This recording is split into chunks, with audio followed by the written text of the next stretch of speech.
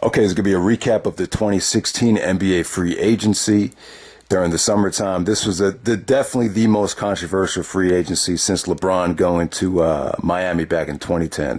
There was so much stuff happened that really, I think, shocked a lot of people. It really did. But let's start off the video by congratulating the Cleveland Cavaliers for winning the NBA championship. LeBron finally wins one for Cleveland. Looks like he'll be staying in Cleveland for another couple years. There was rumors that if he did win the championship with Cleveland, that he would be out because he doesn't like the owner, and I just have a feeling that he wants to play with other people. But, you know, the great thing about Cleveland right now is that Tyronn Lue is their coach. That's probably the reason why LeBron would want to stay in Cleveland more than anything, in my opinion. But, you know, I wasn't rooting for Cleveland. I was a huge David Blatt supporter. I like Blatt. I just didn't like the way LeBron got him fired. But, hey, yeah, I mean, you can't argue with what happened. I mean, Tyronn Lue did an amazing job. Yeah, they were almost undefeated in the playoffs until they got to the finals. So, you know, they only lost 2 games to Toronto. That's really the only trouble that they had in the Eastern Conference playoffs. When they got to the finals, let's face it, they caught a lot of breaks. I honestly believe if it wasn't for Draymond Green getting suspended, that Golden State probably would have won that series. I mean, that really gave Cleveland a huge chance to get back into it. But give Kyrie credit. You know, I thought he played amazing in the finals. He really found his rhythm. And LeBron, too. Once Draymond Green got suspended, he really caught fire and just played amazing defense and hit some big shots as well. I just thought everyone played great. Even Kevin Love played some great defense and came up big rebounding wise in Game 7. So give them credit. I'm not a fan of that team, not a fan of that owner, not a fan of that organization. But I'm glad that it's over and done with. And hopefully LeBron moves on and goes to another team next year. Yeah, Golden State just kind of collapsed. They definitely caught some breaks to get to the finals. But once they did get to the finals, I just felt like going for the record definitely took its toll on them. You know, Curry definitely wasn't the same player. I definitely think he was hurting. Just didn't have the same explosiveness off the dribble. Just really had a tough time finding his jumper. A lot of the length from OKC and Cleveland, guys like Tristan Thompson, guys like Steven Adams, Ibaka, a lot of the guys that were really tall were able to challenge them on the perimeter. And, you know, I just think stuff like that really kind of didn't make them as unstoppable as they were in the regular season. And, you know, there was just too much talk about them being the greatest team of all time, you know, better than the Showtime Lakers, better than the 95-96 Bulls. And it kind of went to their head. And, you know, as soon as all that stuff was going on during the finals, that's when they kind of started to slip. So let's get right down to the free agency. There's a lot of, crazy transactions that took place. Obviously, the biggest one I got to start off with is Kevin Durant signing with the Golden State Warriors. This is a case where if you can't beat them, you join them. A lot of people don't like that about sports. I can't really give you an honest opinion quite yet. The reason is there's too much stuff we don't know. There's too much stuff that has not played out yet. We haven't heard Westbrook's side of the story. The problem is this. It's like, who knows? Maybe Westbrook told Durant, hey, listen, I'm not coming back next year. I want to go to the Lakers. I want to go back west. I want to play in a major market like New York. Maybe that's why. Maybe Kevin Durant didn't like Billy Donovan. Billy Donovan was a very strict college coach. He was almost military-like. He doesn't like bad shots. He doesn't like high-volume shooters. So that might have something to do with it. Maybe it's Oklahoma City. The weather there just kind of sucks. You know, there's always tornadoes. It's not a big market city. There's not a lot of nightlife. Maybe that was a reason for it. You know, maybe Kevin Durant and Steph Curry are closer than a lot of people realize. I think probably the major thing is Durant, in the series against Golden State, Game 6 and Game 7, he looked very frustrated whenever he was double-teamed. It just seemed like he was afraid to pass the ball to anybody to take a jump shot. I don't think he trusted a lot of those teammates, particularly guys like Roberson, particularly guys like Ibaka. And maybe his mindset was, if I could have multiple shooters to kick out to after a double team like Steph and Clay and Draymond, it's just too good to pass up. However, though, the thing that leaves me kind of scratching my head is OKC had Golden State beat. You know, they were up 3-1. They were obviously looking like the better team. Even Andre Iguodala said the best team in the playoffs was the Oklahoma City Thunder. So that right there tells you that OKC was set. If they should have won that series, they were the better team. Then maybe Durant should have stayed with OKC. Maybe that gives him the best chance to win the championship next year. Because that team really shocked the crap out of me. I really didn't think that they were that good. I thought there was a lot of issues defensively that they had in the regular season, but it seems like they got things together in the playoffs. And I thought Billy Donovan did an incredible job. I think Billy Donovan is an amazing coach. I think he's a great coach. He proved that he could coach in the NBA. So what's the problem? I mean, if you want to blame anyone for losing that series, you got to blame Kevin Durant. I mean, the turnovers, a lot of bad shots in the last couple games. You know, the thing that makes it incredibly weak is Durant really can't blame anyone for losing that series but himself. And then he joins what looks like was the weaker team.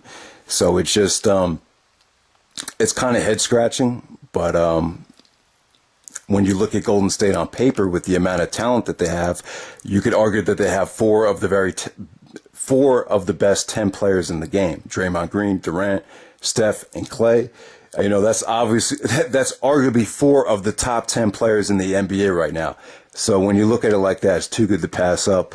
And you have a great coach in Steve Kerr that is a Kevin Durant supporter. It's a high volume shooting team. Maybe that's what Kevin Durant wanted to go to. At the same time, I think Golden State is going to miss Andrew Bogut. I think they're going to miss his length and his presence in the middle. And a guy like Harrison Barnes as well. I think it's really important to have a complementary player like Harrison Barnes that isn't quite a superstar, isn't quite on the same level as Steph and Clay, but kind of knows his role and could, you know, give you a lot of effort defensively. And he's just the kind of guy you need in the NBA right now. I know he didn't have a good NBA Finals, but I think they will miss him. He's going to the Dallas Mavericks on a $94 million deal with the Dallas Mavericks, and Andrew Bogut's going to the Mavericks as well. So we'll see what happens there. Did I want to say anything else about Golden State? That's pretty much it. I don't think this is going to be an easy situation though for Golden State. Because you got three really high volume shooters, guys that need to shoot the ball a lot, and you know, three great shooters with Durant, Clay, and Steph. But I've always found that when you play with guys that love to shoot a lot or need to shoot a lot, it can be very mentally draining because you're always thinking, oh, did he want to shoot that? Once again, you're kind of back to the your turn, my turn thing, which was the problem with Durant and Westbrook in OKC. I felt like, you know, maybe Durant was sick of playing with Westbrook. That might be one of the things. You know, maybe he just had it with him. You know, because Westbrook is kind of on this mission to be the man, and it was always kind of quizzical to me as well. How, you know, Durant's always been the best scorer in the game for the last couple of years, but Westbrook always took the most shots. That's something that really, you know, maybe KD kind of felt like it was holding him back.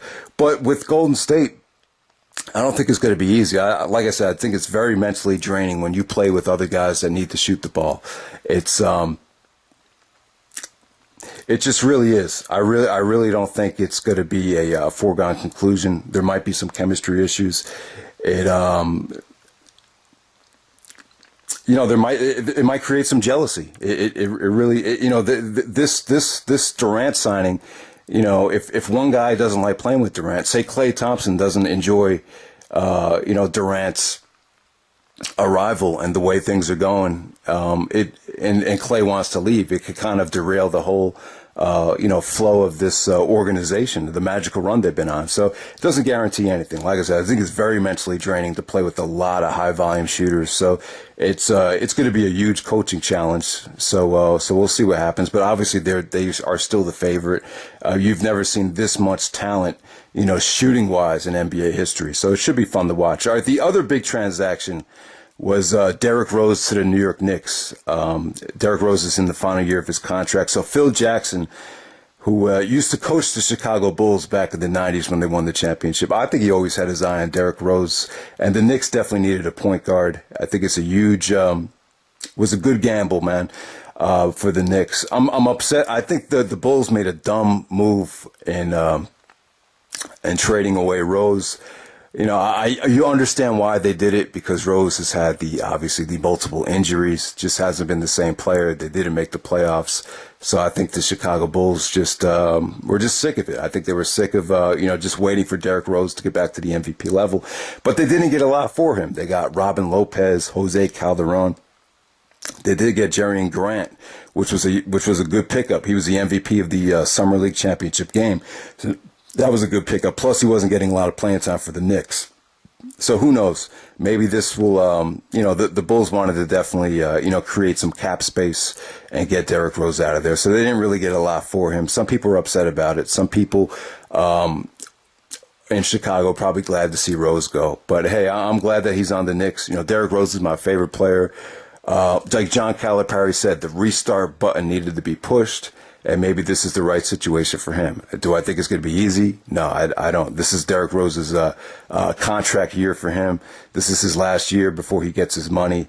So if he doesn't play well, he's not going to get the money he wants. A lot of question marks. A lot of people are hesitant that this move is going to, hurt Porzingis. They don't think Porzingis is going to get the touches that he needs to grow and get better because Rose and Carmelo demand so many shots. However, I think the Knicks actually hired Jeff Hornacek as the new coach, which I thought was a great pickup. It wasn't the sexy hire of Tom Thibodeau and Jeff Van Gundy that people were expecting. But the problem is Van Gundy and Thibodeau wanted creative control and power, and that's not realistic with Phil Jackson controlling things in New York. But honestly, I think this could be huge. I think Rose's comeback year, if he doesn't have any major injury setbacks, he should be great. The pick and roll between Rose and Porzingis with Carmelo on the wing, it should definitely open things up. It's all about coaching here. I just think this team needs to be well coached, and because they definitely have the talent to make some noise, and they signed Joakim Noah as well. I know John Cena was cracking some jokes about how Phil Jackson's trying to get the not-so-good Bulls to come to the Knicks, but come on, Rose and Noah were dominated the Eastern Conference when they were healthy. So let's, I think they'll be fine as long as they're healthy, as long as they put in a good effort, have a good off season, don't have any, knick-knack injuries that are just bad luck injuries. People forget that Rose couldn't see last year. It took him at least until New Year's to actually see because, Taj Gibson elbowed him in the eye, so he couldn't see out of his eyes. So he was seeing double. That's just a bullshit, bad luck injury. That's not going to have anything to do with him being effective this season. But I think Rose is going to shock a lot of people, and I'm interested to see how this plays out. So, and I definitely think the Knicks got better. They signed Courtney Lee as well, so they got the perimeter-oriented defensive guards that you need to compete in today's NBA. You don't have Calderon at point guard anymore, which you need good point guard play in today's NBA to at least give yourself a chance. So happy about the other big move that was shocking was Dwayne Wade to Chicago. This happened because of Pat Riley. Pat Riley and I don't get it. I really don't understand what Riley was thinking. He put Kevin Durant and Hassan Whiteside before Wade as far as priorities go. He was just assuming Wade was going to sign for less money at the end of the day, which was not true. Wade felt kind of disrespected. I think Miami was in a tough spot because of Bosch's contract. Bosch hasn't been able to play the last couple of years because of the blood clots. So his salary is really eating up a lot of Miami's cap space. So I think Riley was really meticulous about who to sign and how much to sign for with certain guys, particularly Dwayne Wade with him getting older.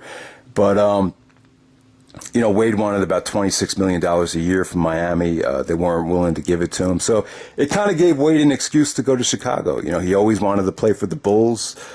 Denver actually gave him an even better offer. But, honestly, Wade going to Denver, it just didn't feel right. No free agents signed with Denver. That's probably why the Denver Nuggets are never going to be a legit NBA franchise. But, Wade to Chicago was very, very shocking on Chicago's end that they were willing to give Wade the money and not give it to Rose, someone that's younger. But, you can make a case that Wade has just as much injury problems as Rose. But the difference is Wade has just played a lot better the last couple of years. In my opinion, Wade was probably the best player in the playoffs through the first two rounds of the playoffs this past year. I thought he was that good. But, I think Riley should have made a more of an effort to sign Wade. I think Wade should have been a higher priority than Hassan Whiteside, to be completely honest. Now they lost him, and it doesn't look like Miami's going to be a playoff team. But there's just a lot of things going on there with Miami. I just think Riley wants to get younger. I think Riley was looking at the Kobe situation and just saying to himself, signing someone that old to such a lucrative, deal, $24-25 million a year. There's just no way you can win like that. And Riley wants to win now because he still wants to get his revenge on LeBron for leaving to go to Cleveland, while he was thinking that they could have had that dynasty in Miami. So, Wade going to Chicago, that is really intriguing, playing in his hometown. He's going to be playing with Jimmy Butler, though. I don't think Jimmy Butler's the easiest guy to play with. Him and Wade kind of play the same way, kind of play the same position. The coaching situation there is not good, in my opinion. Not a big fan of Fred Hoiberg. I really don't know if he's suited for the NBA. So, it looked like Chicago wanted to get younger and just kind of rebuild, and now they're signing Dwayne Wade probably to sell tickets. So I don't know. I still think Wade and Butler, you have two of the best guards, probably the two best shooting guards in the East. If they could just figure it out, that should be, they should at least find a way to get into the playoffs. So that should be a really interesting situation. I don't think they'll not be a playoff team. They should at least be a 6 or 7 seed at the least, in my opinion. I don't know why so many people are saying they're still not going to make the playoffs.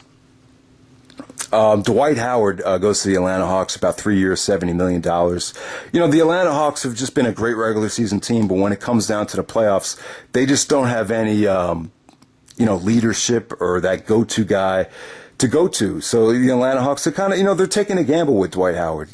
Dwight he's just not compatible for this version of the NBA. Big men are just kind of extinct, but, I don't mind the signing. I think it's a huge gamble. But at this point, Atlanta has to try something new. So why not just go for it? Al Horford, arguably Atlanta's most valuable player, signed with the Celtics. So I think the Celtics would definitely get a lot better. They finally got someone, they tried to go after Durant. There was rumors that they were going to make a trade for Kevin Love. But the Celtics have Al Horford. They have a great coach. So they should have another stellar season. I don't know if they'll really get that much better, but the Bulls signed Rajon Rondo at point guard, 2 years, $28 million. I'm not a big Rondo fan.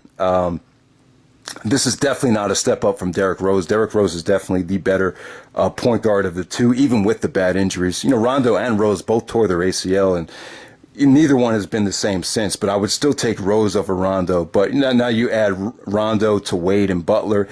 It's not a bad combination. The problem with Rondo is a lot of people just think he only cares about his assists. He's a moody player. He's a selfish player, even though you lead the league in assists. How is that possible? But in my opinion, it's selfish when you only care about your stats. And that's what I see with Rondo. I don't think I believe Sacramento was actually worse when he was on the floor last year for them at point guard. So I don't know. It's all about the coaching there. The coach has to do a good job of, a better job of, getting this offense to flow better. Because offensively, Chicago just was not there. There's just no flow to that offense. But who knows? Maybe Rondo and Wade would have good chemistry. I just don't know. There's a lot of question marks there. Pau Gasol goes to the San Antonio Spurs. I'm not a huge fan of Gasol anymore. He can't move his feet on defense. If you can't move your feet on defense, you're really going to hurt your team. Offensively, he's still good. He could still shoot. You could still do the pick and pop with him. I just don't think that's really what San Antonio needs right now. I still think they need, defense. And they need more of a, once Tony Parker retires or once he steps aside, they just need a better point guard that could match up with guys like Westbrook and Chris Paul, because Parker is getting older now. So they really need to think about, upgrading their point guard position down the road. But, Tim Duncan retiring was a huge deal to me. Duncan's probably one of the most underappreciated, probably the most underappreciated NBA player of all time. He just doesn't care about fame. He retired in a very, very mellow, just quiet way, not a lot of hype behind it. But, Duncan is a legend. I'll always remember how he annihilated the Knicks in the 1999 NBA Finals. He was just unstoppable. Nothing you could do to stop him. One of the all-time greats. He's had a great career, 40 years old. and definitely a top 10, arguably even a top 5 NBA player of all time, without a doubt. So that's pretty much it, guys. The money being passed around, though, was incredible, though. I mean, there's going to be a huge backlash from other sports about how much money these NBA players are making. Obviously, the ratings have been really good over the last couple of years, which is a good sign. You know, guys like Steph Curry and Chris Paul and Westbrook, the overall guard play, I think, has really made the NBA very attractive. Just the overall pace of the game is just a lot of fun. But the revenues are going up. The salary cap is going up each and every year. It's just crazy, though. I think these guys are going to have a tough time next season. Mike Conley Jr. from the Memphis Grizzlies re-signed with Memphis for 5 years, $153 million. That will make him the highest paid NBA player in NBA history, the largest contract in NBA history, which is crazy because he never even made the All-Star team. He's a great player, great point guard. He's exactly what you need to win in today's NBA because he could defend and he could get into the lane. He's a great athlete, great ball handler. But it's like you're giving that kind of money away to someone that really hasn't proven themselves as a, I don't want to knock him for never making the All-Star team, but it's a bit excessive. You know, the highest paid player in NBA history should be guys like LeBron James, guys that have, guys like Dwayne Wade, guys that have proven it and gotten it done. So I think there's going to be a lot of people bitter and jealous and hungry to be getting this NBA money. DeMar DeRozan is going to get about $134 million. That's how much he resigned for. Hassan Whiteside resigns with Miami for $98 million. Bradley Beal got an insane deal, about $130 million. Jamal Crawford, $42 million, 3 years from the Clippers. A lot of guys did stay put for a lot of money. So we'll see what happens. I think this will be an interesting NBA season. A lot of guys are going to try to, get their careers back on track. To be able to, get a lucrative contract down the road. So it should be really interesting what happens with Kevin Durant and Golden State. We'll see if this is going to be the mega power team that a lot of people expect, or will they just be a team that has chemistry issues because there's too much shooting and too many guys that want the ball. So, yeah, I'm looking forward to the season, too, especially with all the new moves. Derrick Rose to the Knicks, Dwayne Wade to Chicago. It should be a lot of fun.